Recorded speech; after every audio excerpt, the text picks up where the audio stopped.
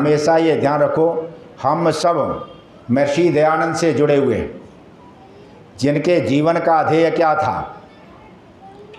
महर्षि दयानंद से जुड़े हुए जिनके जीवन का ध्येय उनके गुरुवर वज्रानंद जी ने निश्चित करा दिया था, जिसके लिए वो अंधा व्यक्ति सारे जीवन लड़ा। वो उद्देश्य क्या था? हर प्राणी का उद्धार करना, हर प्राणी का उद्धार करना। इसके निमित्त नहीं तो एक अंधा व्यक्ति बैठ करके आराम से अपनी साधना करता, क्या जरूरत थी? लेकिन रात दिन चैनी था, राजाओं को पत्र लिखना, ये पत्र लिखना, वो पत्र लिखना। वही भावना उन्होंने महर्षि दयानंद में भरी। इसलिए महर्षि दयानंद ने जो भावना भरी, वही भावना हम लोगों में चली आ रही, वही भावना हम लोगों में। महर्षि दयानंद का शिष्य कभी बैठ नहीं सकता।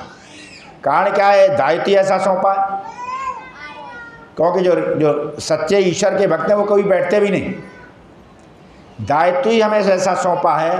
महर्षि दयानंद ने हमें निर्देश दिया है कि विद्या की वृद्धि करनी और अविद्या का नाश करना। इसके लिए रात दिन लगे, हम तन मन धन से लगे।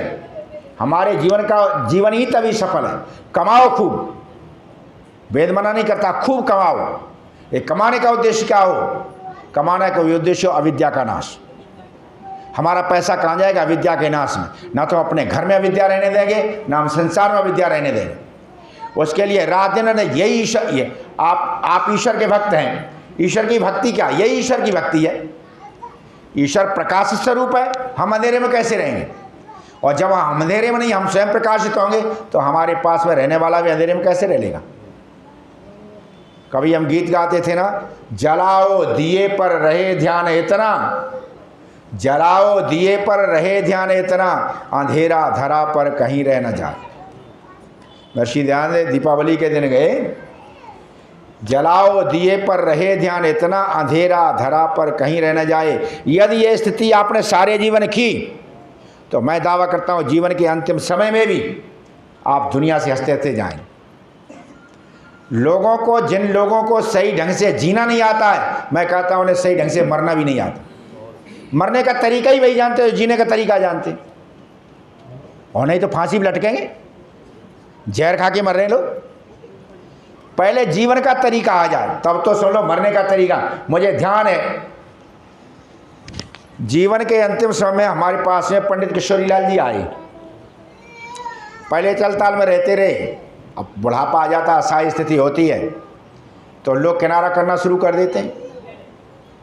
अपने निकट के भी, जब असहाय स्थिति आती है, निकट के भी सहयोग नहीं देते। नाथूराम शंकर ने शर्मा ने लिखा है, रे शंकर अब चुक गए जीवन के सुख भोग। जो लोग रोज राय लेने के आते थे, जो लोग बिना पूछे बात नहीं करते, है ना, दम थी शरीर में, सबको सहारा देते थे। लेकिन अब वही है व्यक्ति, लेकिन अब शरीर असमर्थ है। कुछ बात कहता है तो लोग क्या कहते हैं? बुढ़ापा है, बुद्धि फिर गई है। ये कहने लग जाते, बुढ़ापा है, अब बुद्धि में सारी बात आती नहीं है।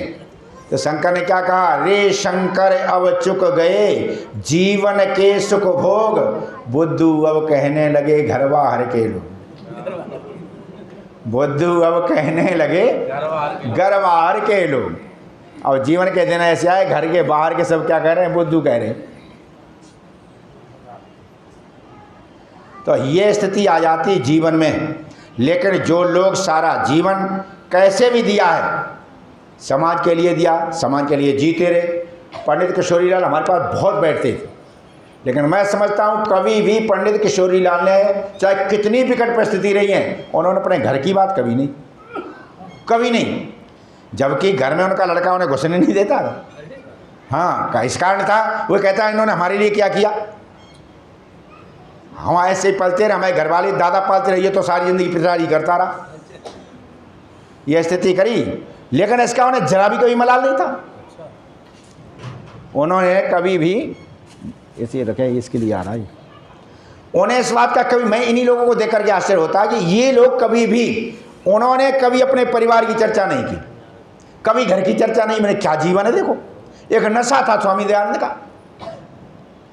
अंतिम समय में जब मैंने कहा कोई नहीं पंडित जी, यूँ बोले 90 से ऊपर गए सर, 90 से ऊपर गए, मेरे पास आए आचार्य मेरे को ठौरू नहीं, मैं ये ठौर है तो जिसको कहीं ठौर नहीं है उसके हमारे पास ठौर है। मैं आधार देता हूँ, पता नहीं हमारे पास कितने ऐसे आया साहब जिनको हमने सहारा दिया, जिनको दुनिया ने दुत्कार दिया, वो मेरे पास रहे, मेरे पास मरे। क्यों? ईश्वर की सच्ची भक्ति यही है। ईश्वर सर्वाधार है और तुम निराधार रहो, फिर काय की ईश्वर भक्त हो? कुछ तो आधार दो दुनिया को, वो सर्वाधार है, तुम अपना भी आधार नहीं रख पा रहे। तो किशोरीलाल जी यहाँ आए, मैंने कहा यहाँ रुको पंडित जी, कोई दिक्कत नहीं। यहाँ रुक गए, उनके घर वालों को पता चला, उनकी शायद बहू भी अध्यापिका थी और बेटा भी नौकरी करता था, और उनमें विचार तो थे नहीं यार समझ गए। उन्होंने कहा उनके बेटे को लकवा मार गया, लकवा मार गया तो उनकी बहू ने कहा कि ये अलीगढ़ से बुड्ढा यहाँ आ गया और इसी वजह से हमारे लड़का को लकवा मार गया, अब जाए यहाँ से भगाओ। उनकी पुत्रवधू किसी ने किशोरीलाल से कहा कि पंडित जी तो एक पुत्रवधू यूँ कह रही है, ये बुड्ढा यहाँ से आ गया और जाए यहाँ से भगाओ। उसका नाम शायद शांति से क्या था, शांति। मैं वहाँ पर किशोरीलाल मेरे पास गए कि हमारी वो बहू है यूँ कह रही है, बुड्ढा यहाँ से आ गया और जाए यहाँ से भगाओ, और जट बैठ गए।